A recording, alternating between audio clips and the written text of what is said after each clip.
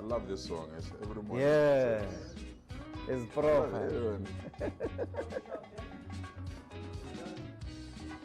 Welcome back, Bandana Benkosi.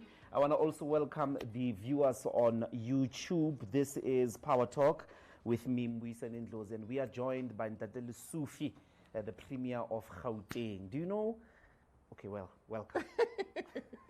Thank you so much for coming. Thank you so much, and thanks for the invite. I know you've been pushing hard to get me here. Since TM's birthday. Yes. You've been promising. I'm here. And thanks for the invite. Thank you. I appreciate for the hospitality. It's amazing. Thanks. Thank you so much. Do you know, in the count since '94, Premier guy? 7. Is that how long we've had? Yeah, it's 7. I think I one of the only province that has never had disruptions in terms of premiership. Majority of the premiers have served their terms and concluded it. I think Tokyo left early, as well as to try and be a billionaire. Yes, Comrade David as well. But I'm the 7th premier in the province. It's an honor, I must be honest. It's a I can't exchange it for anything. To be the face of a province, not an easy task. You think you are the? How do you rate in the 7? It's still early because is it a fair question to ask you? No, it's not me. It's not about me. It's those that have placed us in these responsibilities that must evaluate us whether we are on the right track or not. But contrary to popular belief, I'm only starting my term now, so I'm hardly a year in office because I was completing David's term. So it's only now that we are putting our ideas, our economic strategies. Since 2022. Since 2024. 2024. After the elections. Yes, that's very, very recent. But you've been the premier since 2022. Yes. I've been the premier. Right after COVID. Yes. Immediately after COVID. Are you going to be available for chairpersonship of Gauteng? When are you going to conference? We're going to conference on the 15th and 17th of May. Yeah. So it's 2 months away. What happens, when the ANC is in its weakest position nationally, but it's been very difficult for Gauteng since 2016. Some could say since 2019, but what is what do you guys do? Don't you do a timeout and say we cannot do this thing of leadership the usual way? There's a big organizational crisis. Are you still doing things normal towards the 17th of May? Check, Doc. Democracy is a fix of challenges. You can't subtract democratic principles or processes of an organization because we're going through difficulties. What it means that if you've got a dictator, you can postpone democracy and allow somebody to mess up an organization or mess up a government and mess up things purely because you are trying to manage dynamics. Democracy is a good fixer. So if we have to renew ourselves, refresh our ideas, develop a new roadmap, we have to, regardless of the general environment. Actually, I look forward to conferences. Besides the issue of elections, all policy formulation that we have, even to have Power FM, it was a conference resolution of the ruling party. To have gender parity, to have all our legislation that we have. It's conference resolutions that have really allowed the ANC to put policy positions and deposit them in the public space, from trade and industry. I don't think there is a country that has introduced so many laws after 1994 on literally every sector. You go to agriculture, there is a law. You go to motor racing, there is a law. You go to horse betting, there is a law. You go planting tomato, there's a tomato association. So we've been, so it's very important therefore that these conferences assist us to develop some new policies. For example, we are putting some proposals that we know South Africans will just say, can we? Let me give you an example. We have a situation where you get a bond from a bank. What the bank does, they cherry pick. They take the bond payment. They own the house. You are just staying there until you're finished paying. But they take the bond payments from you. The most difficult one to collect, rates and taxes, they then leave it with you. And the municipalities can't collect on the basis that you've got pressures of children at school, you've got DSTV, you've got all these things.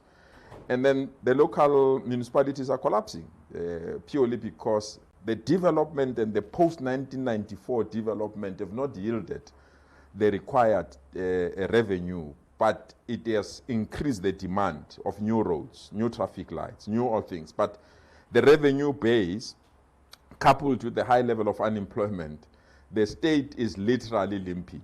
So we're making a proposal. So these houses, bonded houses, belong to the banks. They don't belong to you. It's the bank that must pay rates and taxes. Wouldn't they put that burden on the residents?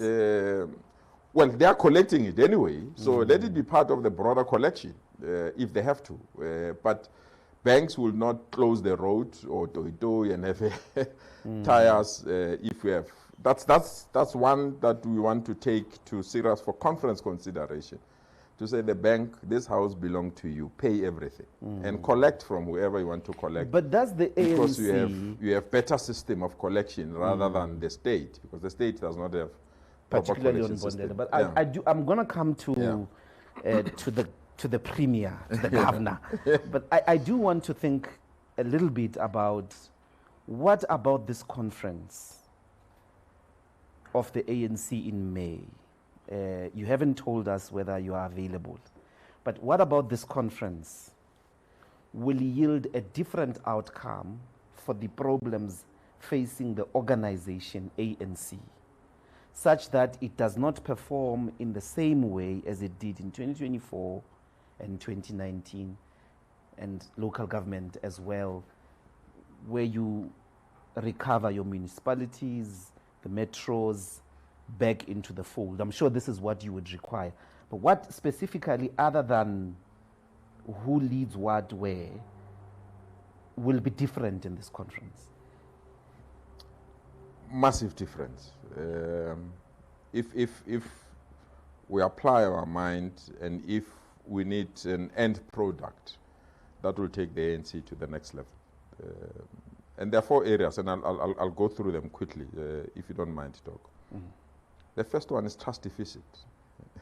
You can't join the ANC because you've got your own reservations about the ANC.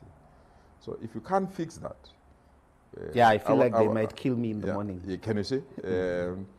Our numbers will continue to dwindle. Secondly, it's messaging. We are the only political party that have not mastered the art of collective messaging. I'll give you an example. Somebody who's unemployed says to us when we request a vote, I'm not going to vote for you because I'm unemployed.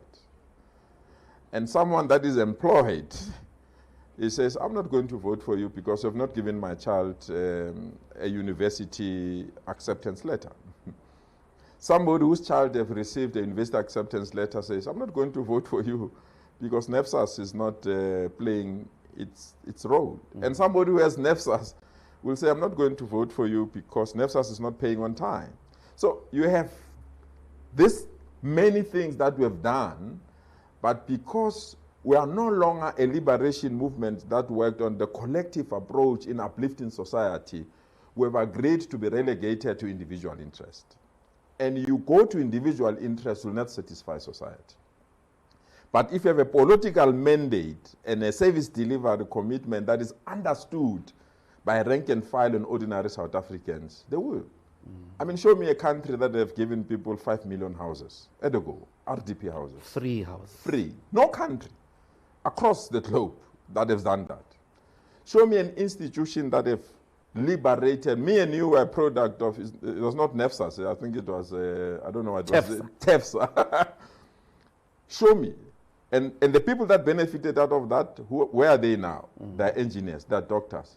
But speak about an institution that laid the foundation for them to be where they are. They frown upon that movement purely because we have missed the collective way that we're dealing with it.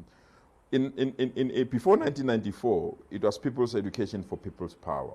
It was not about individuals. Say, we need an education system that will liberate all of, and we have done that.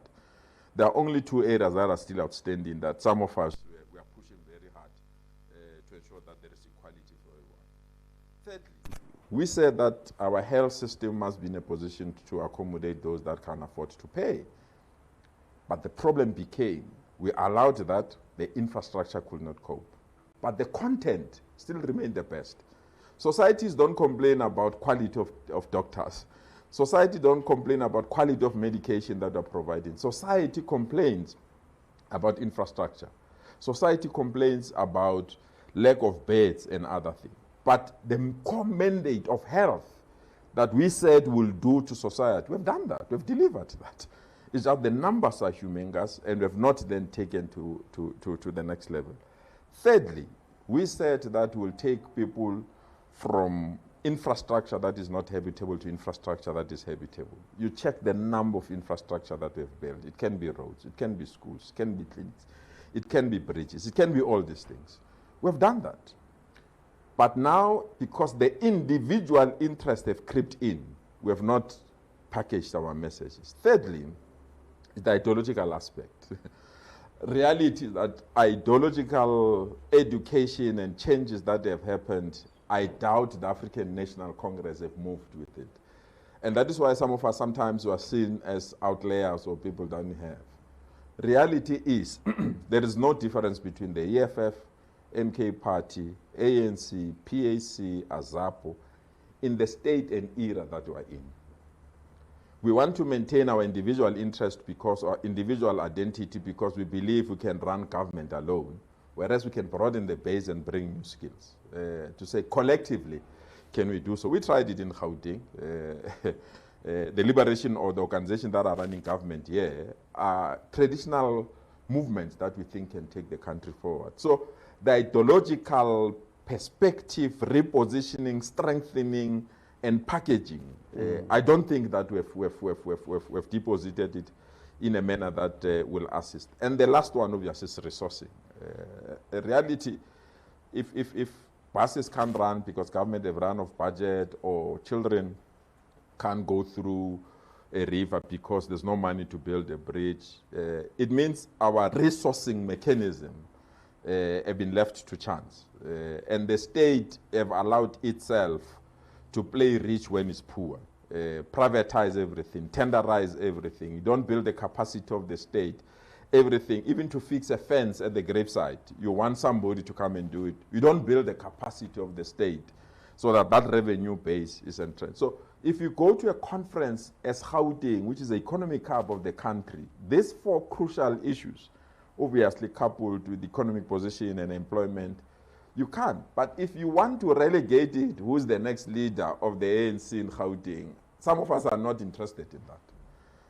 Let me push it a bit. Yeah. This is a crucial question because your conference, National General Council's documentations are talking about adapt or die. Yes. That this is the era in which either the ANC dies or renews. Yeah. Interesting that you didn't mention corruption. That part of what the ANC has embraced within its ranks is a caste of Komtsotzis in the Provincial Executive Committee, in the regional executive committees. And that part of what has won the day over the last few decades, maybe 15, 20 years, is the ANC being overtaken by people whose business model, they are business people. Their business model is to take a seat of power in the ANC and take care of their private interests. So in procurement departments, in departments that must issue out tenders, at the lining up at the companies privately belonging to the leadership, that must benefit first, be paid first, but that don't deliver. So all of this that you are speaking about is actually weakened by the fact that you have embraced the counter-revolution in the form of a Komtsotsi. I'm using that term. You know that term very well. Very well. On the one hand. I want you to speak to us about this. I found an interesting section in your NGC base document where there is a comparison with Vietnam and China. How they've transformed. I mean, in Vietnam, there was an expulsion of over 2,000 comrades in a single year caught with corruption. And that restored this reputation you're speaking about, credibility and the people's trust in the organization. What are you going to do? Because all those things I can tell you for free. I mean, I'm sure maybe you disagree, but you can tell us if you do. The big agenda item is that constant giving to the ANC, the public purse, is about your personal lives and lifestyles. That's what I said is resourcing. Maybe I didn't go to the granular point of it to include corruption, vandalism, hiring of people who are looking for jobs. But the resourcing element of the state, we need to unpack it. And as a country, I feel that what is unfolding at Madlanga Commission, it's a tip of an iceberg. You are looking for one institution called SAPS. I can tell you, if I close my eyes and do that in education, similar. If I close my eyes and do it in health, similar. If I close my eyes and do it in roads and transport, similar. So it's the resourcing capability. But there's now a new trend in government trying to defeat what we've just alluded to, where new administrators, fresh from university, professionals that want to protect their integrity, they are reversing transformation. If they have to adjudicate a tender, this new administrators that are coming in now, they look at the surname or the name of the company. Is Van Niekerk, they give it to Van Niekerk. Because if they give to Ndlozi, there will be a parliamentary question. There will be daily maverick. There will be an investigation. There will be an AG. There will be. But if you give it to Van Niekerk, peace of mind. And you give it to Ndlozi, even the friends that are close to you, they say, or all other things. So the resourcing component, we have not spent time as this movement to say there's now a radical reversal of the transformation agenda that you committed to empower people. Because everyone who sees empowerment doesn't see it as empowerment, he sees it as corruption. Anyone that sees that you are giving say, this guy, who's called this guy, there's so many cars that I've lost count of it, is my soul or somebody. You give them a contract. So no, you contract the politically connected people. But some of these suspicions are founded. No, I found it. There is a reality, Comrade Premier, about corruption, which is at the center of undermining service delivery. I mean, this is a reality. It's costly. Ask me. Corruption is costly. But what is the movement saying? This radical program to say, time out, we're going to uproot this tendency in the manner you are putting it in the base document, where you say this year, I mean, I'm imagining you've got a committee there called Integrity Committee. Integrity Committee. Maybe you give it the powers of the Madlanga Commission, but internally. Say people must come report, you do, it's about balance of probabilities. You just get rid of the chaps who are in your ranks for personal business profit. And I'm glad you have quoted the base document, because the base document says what we have now, we must take it to the next level. We introduced the step aside. Did it assist? It didn't. We introduced lifestyle audits. Did it assist? It didn't. I mean, if you check what happened at Tembisa Hospital, the corruption that happened there, it might not be levers of leadership, but there is a resemblance of people that are associated with ourselves that we need to tackle with. So I agree with you fully, and that is why I'm saying the resourcing of the state, I'm of the strong view, and I might be wrong, that building the capacity of the state to do these things on its own as a state, rather than be motivated by profit or greed or other thing, there are things that you can still leave it to the private sector. But the state must run the state. I mean, I'll give you 5 quick things. There's no reason for us to have medical aid. The cost of living, it's too high in our country, purely because what needs to be provided by the state is not provided by the state. We've commercialized public good. The reason we have me and you have medical aid is purely because the public health is not in good condition. You fix it, you will not have the corruption that we have there. Let's go to education. All of us want to take our children to private education system because the public good, that is education, is not in a good state. All of us have what? Alarms, security guards, because the public good, which is the law enforcement, it's not there. All of us are driving what? Individual cars, because public transport that's supposed to provide is not there. All of us have inverters and all these things because the public good, electricity, it's not there. So if you strengthen the capacity of the state to deliver these services, I'm of the strong view that will have not subjected our people to this high cost of living and the corruption that we are confronted. I do want to take the headlines. I normally also think radio has to adapt to current conditions of digital communication. Let's take the headlines. If you've just joined us, this is Power Talk. We are with the Premier of Gauteng, Dr Panyaza Lesufi. Letabo Mashapa is going to give us the headlines. Stay tuned. Thanks, Mbuyiseni. In your headlines, Parliament's ad hoc committee probing claims of police interference is racing against time to conclude witness testimonies with its deadline fast approaching. The committee's term is set to end this month, and MPs say they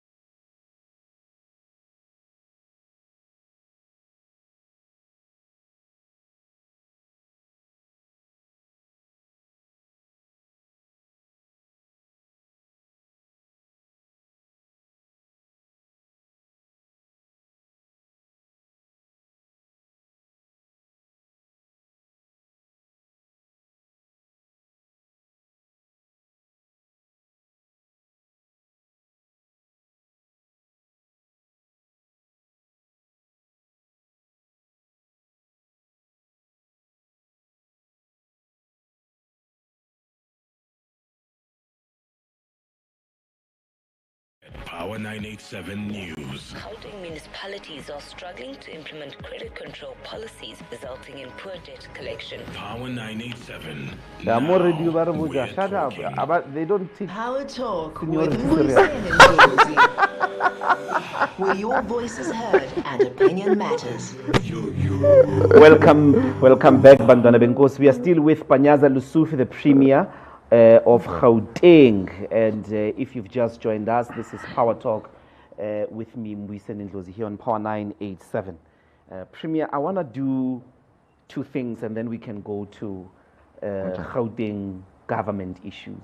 Yep. Just to wrap up the conversation about the African National Congress. You made a statement I quite didn't understand. Yeah. That of the parties that you mentioned that belong to the liberation tradition. There's a reason why you didn't include, for instance, IFP. Yeah. Because you don't consider it to be part It has never of been a that liberation tradition. movement, yes. Okay. You see, I'm not sure why you would include Umkhonto weSizwe there. Membership. Party. Because ideologically, Umkhonto weSizwe party is looking for parliamentary supremacy. That's not in keeping with the traditions of the liberation. Umkhonto weSizwe party has also aligned itself with forces in the African continent, in Morocco, that are opposed to a basic principle of self-determination, which is actually the principle that brings the ANC into being. In this case, the self-determination of the people of Western Sahara. I wonder if you are worried because some of the evidence which they are denying is that they are training soldiers in the Donbass through the Wagner group. For what, I don't know. But some of the elders in the party have said this is representing a counter-revolution. Yeah. The last time a term of this nature was used in relation to somebody that was a former ANC leader was Mangosuthu Buthelezi. Yeah. I do want to understand in what way, taking these three aspects into consideration, It's to save it. is MKP It's to save part MK. of the liberation tradition? It's to save MK from it. You can't deny that MK, lack of better word, is a faction of the ANC. They moved out of the African National Congress, so they can't overnight be denied that, or we deny that there are members of MK that played a role during the liberation movement. We can't. But MK as an entity needs a lot of unpacking. But who do they represent? They represent the constituency that we want to service ourselves. What is it that, outside many other things, that they want to see is the economic empowerment of our people and the total liberation of our people. But the form and character of that institution need all of us who are ideologically clear to unpack so that we assist them to come back where they need to come back within the liberation movements, and then have a formation that can clear the path for the total emancipation of our people. I believe in that. I really believe the days of one individual organization leading on its own, those days are nearing their end. But to go to the next stage, you need to be ideologically clear who do you want to bring on board. I will not bring the Democratic Alliance over my dead body. I will not bring Freedom Front over my dead body, and other reactionary parties that are starting to develop.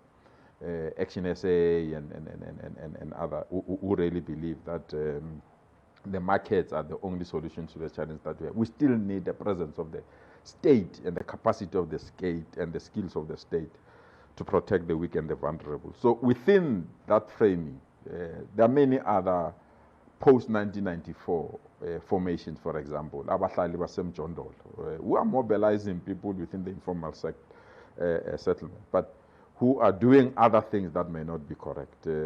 So they might be not liberation movements, but they've got a voice, a constituency that we really believe we can bring it to the center and all of us That's then proper broad churches. Yes, and all of us then enter that ideological refinement to say from now on going forward, which ideological path can we push, and institutions and movements, organizations that can be part of that. Okay. So I support that. I really, and I've seen it within the discussion document within your former political party that you belonged to, and I've seen the discussion debates that are there in other organizations. But I think the ANC, the party has just called the Conference of the Left, where they are mobilizing it. I think it's going to take place in the next 2 months. So that those kind of thinking, but I really believe that the movement that I belonged to have not entered that debate very strong and presented alternatives way of strengthening that approach. Before I go to the jobs in Gauteng, Yeah. are you available for the chairperson position in Gauteng ANC? I've left that to the branches of the African National Congress. When they do say you must come, will you? Who I am to refuse. You are Panyaza. All right, jobs. Your attempt to create jobs in the last 2-3 years in Gauteng has resulted into, I don't know if you will be able to agree with the numbers. It's been a very poor performance, both in public and in the private sector. But I've got figures that Please in quote its them. high days, Yeah. in its high days, between 2005, 2006, they are called the golden age of the ANC government. In that period only, 2005, 2006, 2002 to 2006, the ANC in Gauteng created approximately more than 400,000 jobs in that period alone. It would constitute 25% in the same period of the national net jobs that were created. And we are talking about 2022, 2025, 100 and something. 125,000 jobs. Yeah. And Gauteng used to grow at 6% GDP rate in those days. You know now you are at 1, sometimes 0.8%. This is amidst Mapanyaza, the Uber. What is the crisis of creating jobs? If you agree that this has been technically a poor performance, I've chosen those years because it's the years when you were the premier. There's been a very bad performance in the creation of new jobs. If you agree, I agree. Can you tell us what is the problem? Well, there are many other things that we're supposed to fix that we're struggling. One is local government. For factories to be established, there must be water. So if you can't provide water in Midrand at this time and era, it's a characterization of local government that is, because they have to provide land, bulk services, and have been doing bad because municipalities have not met the demand. There are many companies or even private developers that we want to build this mall or we want to build, but local government can provide the resources or the infrastructure that is needed. So we've been trying to pull DBSA to provide that kind of support, because without local government capabilities to do, identify land, provide bulk services, ensure these bulk services are offered, companies can't. Actually, you missed one critical statistic there of companies that are leaving our province to other provinces. And some of the things that you can't. But secondly, so you've got a problem of a local state. That is what I'm saying. In our conference now, we have to say what new revenue base we need to have for local government, because without that revenue base, we are not going to fix or create. Let's take one or two municipalities. I'll take a municipality and a metro, and you give us a sense of, because I'll choose the ones where the ANC is in charge. Mfuleni. Mfuleni has been in paralysis long before it became a coalition. But in general, it hasn't shifted hands. It's been in the hands of the ANC since 1994, 2001, since its establishment, so to speak. Emfuleni, the Val. Yeah. In essence, you can't say that the problem of Emfuleni is a revenue base. It is. But the provision give an of example. services have been fundamentally crippled by either incompetence, corruption, sabotage, and at worst, capital flight, as you put it. Dr. Ndlozi, somebody who's unemployed in this country, what do? Do you deny them electricity because they're unemployed? Do you deny them water? You don't collect their refuse. And the figures that we've stated, it simply means there's a high increase of people that are unemployed, but they must get access to services. Who renders those services? Mid-Val won't, because they don't have a township. That is why they'll prosper. We have. Go to Emfuleni. You know, it's Everton, it's Sebokeng, it's Sharpeville. Go there now. It is as if it's a weekend. The unemployed youth are outside. And the state must offer those services. We are the only country where, even if you are unemployed, we'll never switch water from you or not give you sewer. And that doesn't come easy.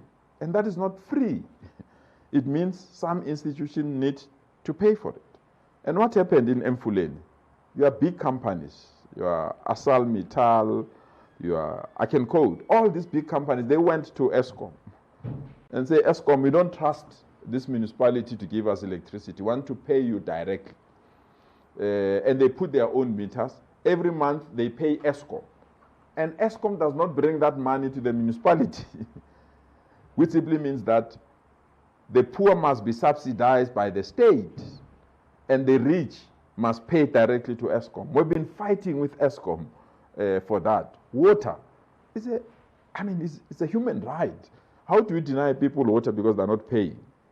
And for years, we've been making that important resource available to our people. Regardless whether they're employed or unemployed or they're paying or not paying, we've made that water available. So it's in our ability to get new revenue sources. And that is why we are arguing very strongly that bonded houses must pay through the banks and the banks must collect so that we have more alternative revenue base. Let me go to the third one, which is now devastating.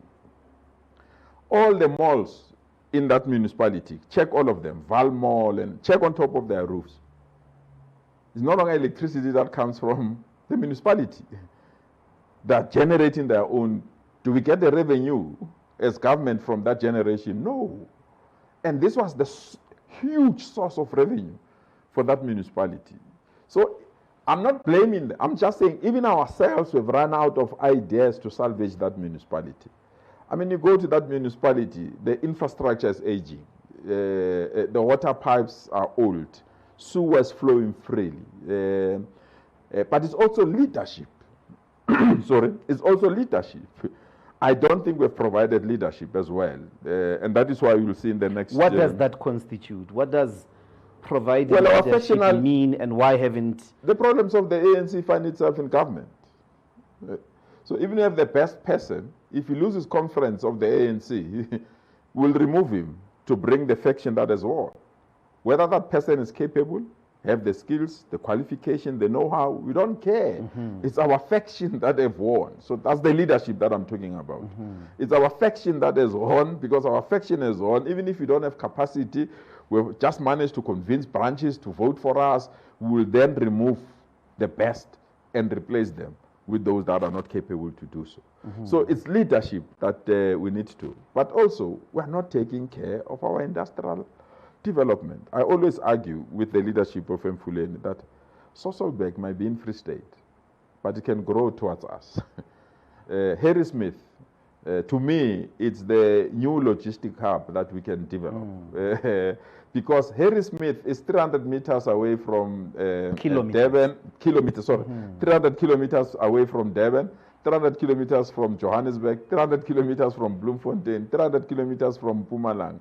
So it can be a new logistic hub that can be utilized to then ensure that Emfuleni or the Val benefit out of that. But the Val is the river city for us. I mean, yesterday, We unveiled a 2 billion investment by Henneken. They are there because they want water. And Africa needs water. So we can repackage that water and be a new market that can assist us to do. So we just need to redefine Mfuleni in a new manner that can assist us. And it's a huge tourist attraction. I mean, you grew up there, you know many things that the Val has provided. But your characterization is correct. My only view is that South Africans sometimes forget that this state has to carry the weak and the vulnerable. We have to carry the elderly. We are back to this problem then of breaking ground for the creation of new jobs. I'll pose it as an all-encompassing question. I wanted to bring in a metro, but I see the logic. The logic is the same because you're going to say Soweto and Deep Sloot and all of that. What then would you roll out for us as an industrial strategy for the creation of jobs in Gauteng? In fact, firstly, is it there? Yeah, it is. It is. There are 5 sectors that are growing massively. You check our economic performance, it's the financial sector. Maybe let me give our strategy quickly so that you have a grasp. You have time. Yeah, I have time. Oh, yes. Okay. Let me give it to you quickly. We have characterized Gauteng in 5 corridors and said that this is the economic outlook that we need in each and every corridor. Johannesburg, let's let go of mining. It's no longer... The province or the region was established because of mining. It's no longer a thing. So the 5 growing things in Johannesburg is one, which is big, is the financial sector. So ensure that all banks or financial institutions are based here. We've done that. It's only one bank that is refusing. It's in Stellenbosch. You know the name of that bank, but majority it will come. I talked to them. Capitec. Yes, it will come. Yes. But all the financial institutions are here. You know. Secondly, is the ICT world. Can we, if I can. Yeah. What about jobs that are new is the financial sector's growth going to answer? It's investment. If you have money, you can invest anyway, because these are financial institutions that can unlock investment. So if they're here, we want to expand Gauteng, for example. Who will fund it? It needs money, and they will expand it and create jobs. We need a speed train. You need money. It's the financial sector that will have. That the financial sector plays. Okay. Then the second one that we've said, this region of Johannesburg needs to work on is the telecommunications. And we've succeeded. Your Vodacom is there. Your Microsoft is there. Your MTN is there. Your Cell C is there. All your major telecoms companies are here. The third is pharmaceutical. Massive sector, because medication is the way we live nowadays. That the pharmaceutical companies that we want must be here. Then it's ICT. You are Huawei, you are many. They're here to say Johannesburg, you are going to be the new world of AI, artificial intelligence, ensure that institutions that are playing in that particular space find themselves. And what you call commercial transport. You are Uber, you are Bolt, you are all institutions that will make it possible to. So that's the financial model or economic model that we have for Gauteng. Then we want to Ekurhuleni to say we're taking advantage of the airport. So we're having what you call aerotropolis, grow around the airport to create an economy that can assist us. You'll see now we are putting up a huge cargo airport there, a terminal. Cargo is big. It has these positives and negatives, because you've got finished product landing rather than products being there. But because people are going on Temu, you know, all those the people that are doing. So cargo is big, but it's public transport and it's the manufacturing hub of the province. The new train is being manufactured here in Ekurhuleni. The passenger buses are manufactured there. So then Ekurhuleni becomes the manufacturing, but it's also taking advantage. So then we go to Tshwane. Tshwane, we then characterized it as public institutions, public administration, because it's the administrative head of the state. Research capabilities, because of the many universities that we have into that particular area. The automotive industry, we've attracted now, Nissan is leaving, Chery is coming in, we've got Ford there, we've got BMW there, we've got many companies, so we're putting the auto motive industry together. Then West Rand, it's our, what you call the remaining part of mining, and the second part is agriculture. The country needs food, we need to have food security, and then, but we are saying let's bring an element of tourism there as well, so that before they go to Sun City, they must leave their dollars around all the areas that they're available there. So that's how we've structured Gauteng. So in this breakdown you have given, Yeah. what is the anticipation for the creation of new jobs? The numbers now. We've created all this, and then we have resourced them in terms of policy, infrastructure, skills that are needed. For example, in schools, in Tshwane, we've got schools of engineering in automotives, which simply means that learners in that school, and it's the best school, got 100% metric pass. Learners there, when they're still in the classroom, they are skilled on how to do BMW, how to do Ford, how to do all those particular things. So skills becomes the key investment of government. And if you've got skills, that is why we've got South Korea. They don't have precious stones like we have. They've got skills. So we believe that if the state plays its role, then in the ultimate end, those skills will be absorbed in these markets that we've created and have Gauteng better position to compete. But how many jobs? It's a strategy. 600,000. You must be able to say, I'm going to create this number of jobs by this time. By 2030, we said we should, because this is a strategy 2030. We thought that we'll be reaching 600,000 jobs by that time. We're hovering around. I mean, we still remain the key province that create jobs. The last quarter was putting us around 140,000. So we are still behind. That is embarrassing, actually, to be quite frank with you, that we must acknowledge. That is why I really believe, in some instances, we need to leave those that we have entrusted to create these opportunities, and the state must play a meaningful role and create these opportunities. There are 4 projects that we really believe we can unleash opportunities.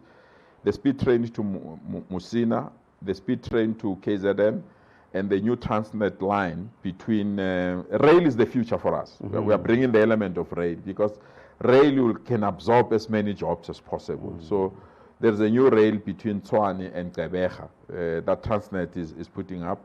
We've just partnered with Transnet Pipeline, so the movement of energy from eThekwini to the Reef to Gauteng, we are now bringing a gas as a new energy mix that can create jobs as well. So we are playing in that space to push the numbers. So by the time we leave, by 2030, even though the target is 600,000, if we can be around 500,000 or between 450,000, I think we'd have tried. Let me just quickly come with the easy ones, which is your analysis. We are at the top of the hour. We have the last 30 minutes together. Say 15 minutes. Yeah, well, I mean, I won't be able to talk to you again, possibly. Hopefully they don't factionally take you out in May. But I do think that it's important to complete this section of your jobs canvas. Yeah, thank you so much. Let's take the news, Bantwana Benkosi. Here we are on radio, so the news. Thank you.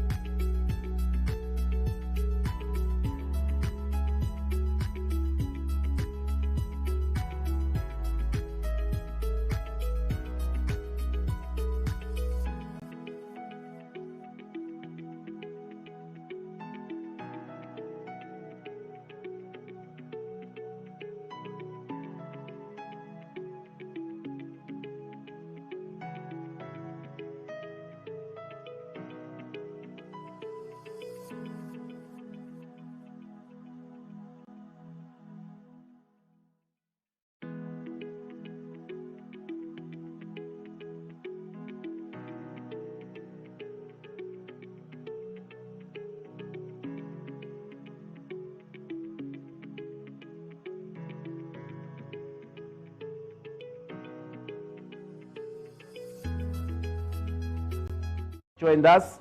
We are still with Dr Lesufi, the Premier of Gauteng. I do, Premier, want you to conclude the industrial strategy plan that you're speaking about, and then we can maybe tie out some of the knots that came out from the callers. The Premier has a flight that he's waiting for, and we know he doesn't use a helicopter. No. So he has to get on the M1 from here. Please complete the industrial strategy, and I do want two things with immediate effect that are, I think, are an impediment. One are the energy problems of South Africa, because any energy plan that is not also an industrial plan, you're not going to grow anything. That's true. Because an additional company which is industrial that comes to Gauteng, your grid is going to be in distress. So amongst all these things that you are doing, what are the immediate plans to increase generation? Well, I'm grateful to Minister Sputla Ramokgopa. I must be honest. He has really saved us as Gauteng millions of rands, because we're ready to enter that space with lots of investment. And when we check the energy availability barometer, for now I think we are good to say for the next 6 to 8 months, don't be load shedding unless something drastically happens. So with that, our energy security is stable. Because at one stage, I remember I had to drive early in the morning to meet the late Pravin Gordhan to say, Minister, Gauteng is the economic hub of the country. The banks are here. Security is here. Everything is here. If energy here collapses, Government everything collapses. So which are the power stations that are propelling Gauteng? We are prepared as Gauteng to invest in them, either the repairs, maintenance, or building new ones. So we're ready to bring cash, like we did with e-tolls, because roads are very important for us. So we're ready to say, give us the power stations that are servicing Gauteng, and then let's re-engineer them. And as Gauteng, we're willing to do that at the highest level. And the lower level, there are communities without electricity. That is why we went crazy in bringing transformers and other things. I brought one in your area in Everton, and the people that were chasing me because they said they were sent by you too. So at the higher level and the lower level. There's an area that has not had electricity for 7-8 years. Yes, now in Everton. So we're trying to put up that area, including Winterfeld. They never had electricity for quite some time. So that was our energy response plan, where we brought Minister Gwede, Minister Sputla, all mayors, ourselves to say, what do we do? So we appointed City Power to be our implementing agency for our city. So we have revived all closed power stations that were closed in local government. We have attracted independent power producers. There's one if that I can, not to cut you short, but in your interest of time, how much electricity are you going to add by when, in light of this industrial strategy that you were sort of unpacking, that has a job creation target of 2030? I was told that 3,000 megawatts will keep us safe. That's Gauteng, the addition that you need to do. You need 3,000 additional megawatts. Yes. So when will that come into the grid in Gauteng? No, we've reduced it. Purely because of the energy availability parameter that National has. I see. So where is it standing, the new power that you need? Well, in terms of months, for 8 months, I know we're not having problems. For the next 8 months? Yeah, for the next 8 months. We can't have problems. And the new power stations that are being deposited, I really believe a year or so, we might be as safe as possible. That's why I'm very grateful to. So in terms of energy security, we are safe. The only problem that we need to do, and that's what we're doing with it, is to remove illegal connections. Because that makes us to lose a lot of energy. And secondly, is to ensure that those that are underneath where we are now, called Zamazamas, they don't have unnecessary access to our energy. and also that the users use it sparingly as well. That's what we need. That's what we are focusing on now. But in terms of extra energy for Gauteng, Minister Sputler have done well, and I think we are happy with the leadership of Eskom. Maybe the final aspect, I do want to come back to the ANC in the last 5 minutes, but the inner city housing bedlock, or housing bedlock vis-a-vis the inner city. Something urgent, radical needs to happen to the Joburg inner city with hijacked buildings on the one hand, but this important problem of collection of rates. If the middle class, it seems to me, was to be settled safely and in quality conditions in the inner city, you agree that it would somehow give a lot of revenue for the government. But is there something of a plan concretely you can tell us now about the inner city? Yeah, there is. But the mistake we are making is saying it's Johannesburg only. No, not only Joe. I was limiting because we don't have time. But you can do that. Joburg, Germiston, Tshwane, Spring. Rodipo. All our CBDs are in a bad state. Captain Park. I mean, we are the only country or province where you have an international airport closer to you, and Captain Park CBD thrives through cash loans or cell phone repairs or taverns. It can't be. So our strategy now is to then revamp, reposition, and reevaluate each and every CBD, starting with Johannesburg, of course. So Johannesburg wanted to be a government precinct. So we're putting up, the inner city. But tell us first, how are you going to get rid of the people who have hijacked buildings? We have to is there a security strategy? No, we have to change the law. We've presented the law at the unfortunately, the president was chairing that as Gauteng to say, you can't have a situation where somebody hijack a building. For you to remove them, you must give them an alternative land and provide them with free water, free electricity, and other things. It does not work.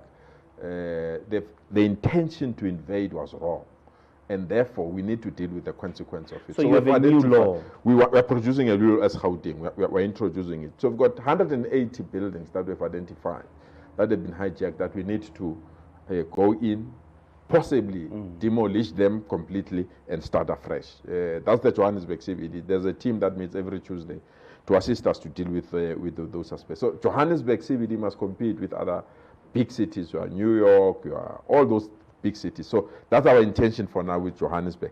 But we're anchoring it on 3 areas. One is state institutions, which is your Transnet, and that wants to be in the CBD. Secondly, is our self-government administration. This is our headquarters, this is our head office. Every government department must be here. Thirdly is commercial. There are many commercial institutions that still have an interest to be in the Johannesburg area. And fourthly, it's citizens. We are of the view that if you have citizens, it means that we're going to have housing, we're going to have schools, we're going to have hospitals, because where people are, those kind of public good must be available as well. So that's our model of changing. But it's going to take long, I must be honest, because of these battles. That is why we are taking the option of the law. So that if you have invaded illegally, we will protect the weak and the vulnerable. That is women, people with disability, the elderly, but all other people, they have to find an alternative on their own.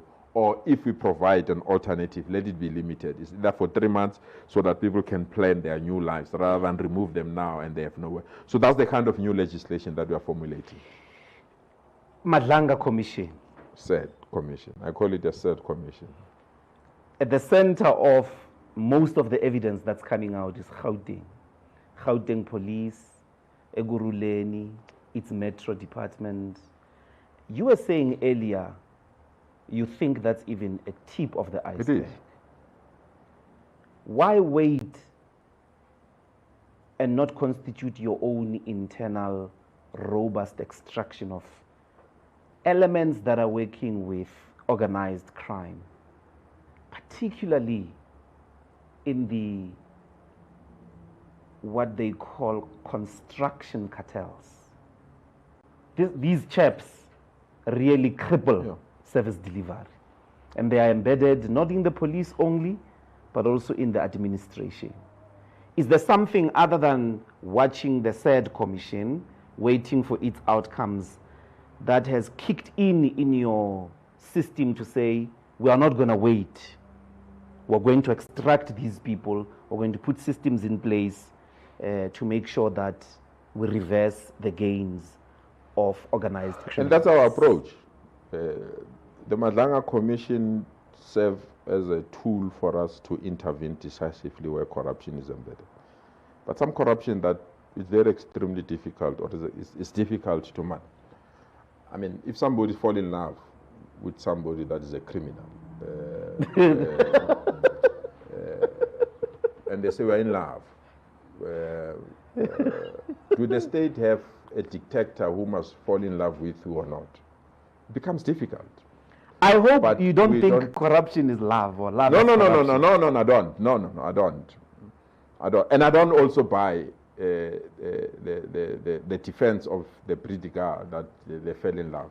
She's caught. She's developing a concoction to justify that she's been caught. That's my own analysis.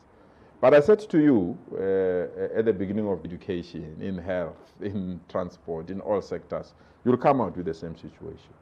So our approach in Gauteng is to wait for that report rather than duplicate and start afresh, and then put up the necessary systems that can assist us that we don't find ourselves there. It means our vetting system are very poor. Our approval systems of contract is bad. The maintenance of monitoring of contracts is extremely weak, and that there is a certain cartel that have taken over the contracting obligations of the state. And that cartel has been left to do as they wish. So you get that kind of a report, you intervene. But I'm excited that the president has already intervened. In the interim report, these are the people that need to be charged. Ekuruleni, I know they've removed other people, suspended other people. So let's wait for the final product and utilize it to flush out this unnecessary, unbearable, stinking corruption that has characterized the state. Okay. My concluding question then is to the ANC. Is Patrice Motsepe rent a leader campaign in the ANC? And will you be supporting in any way someone of his stature to preside in the next conference of the ANC? Dr. Ndlozi, I thought you appreciate me. I thought you understand me. I thought you value me. I thought you I care for your security. for my the political party that I'm here and my security. Out of this, you know that if I answer that question, You won't leave. I'll be You won't arrive at the airport. I'll be expelled because the debate about the leadership of 2027 is still mute in the ANC. But So other when it's papers, opened, you are in the ANC. We really want to know: is this a fluke? Is this private capital agitating you guys, or there are serious people in Gauteng? Because if he has to come from somewhere, it's from yourselves here in Gauteng. Is the Patrice Motsepe campaign, or the conversation that he can be the leader of the ANC, something that is being taken serious in the ranks of the ANC? I'm addicted to ideology. Identity of a political party is through its ideological stance. I'm addicted to that. So when we have to determine the leader that must lead the African National Congress, you have to subject that particular leader to that stance that I believe in. So I don't want to start and open a can of worms. So for now, accept that the debate is mute, and at the right time, that the debate is opened, I will join you and I will express my views on these things. Otherwise, by the time I leave here, I can get a WhatsApp call that my suspension is effect because I've entered the terrain that I was not allowed to enter. Dr Panyaza Lesufi, thank you so much. Of course, my takeaway here is Motsepe needs to go through a serious ideological test. I don't know if he will pass it, but we'll see. You said it. I didn't I didn't say it. You said That's it, it. Bandana Benkosi. That's the premier. I do understand that you have to rush. I'm going to Yes, apologize to apologies, our not callers. okay. We will play all their voice notes and see if we can't get or fish out the response at a different stage, because we rejected a 30 minutes call with you earlier in the week for a sit down. Yes, I'm sure we'll try get And, the but rest thanks once more at for a the later hospitality, stage. your kindness, the way you conduct your interview. That's why I'm more comfortable to engage with people like you, because You don't have to stress of ulterior motives and other things. So, Yes. so thanks for the opportunity, and thanks to Power FM. So, Thank to you. listeners of Power FM, keep the needle there. You will not get lost. We have reached the conclusion. Thank you so much. We're going to take a quick ad break, and then we'll come back. Please stay tuned. Thank you, Dr. Lesufi. Thank you, Manesh. Sure. Power Lunch.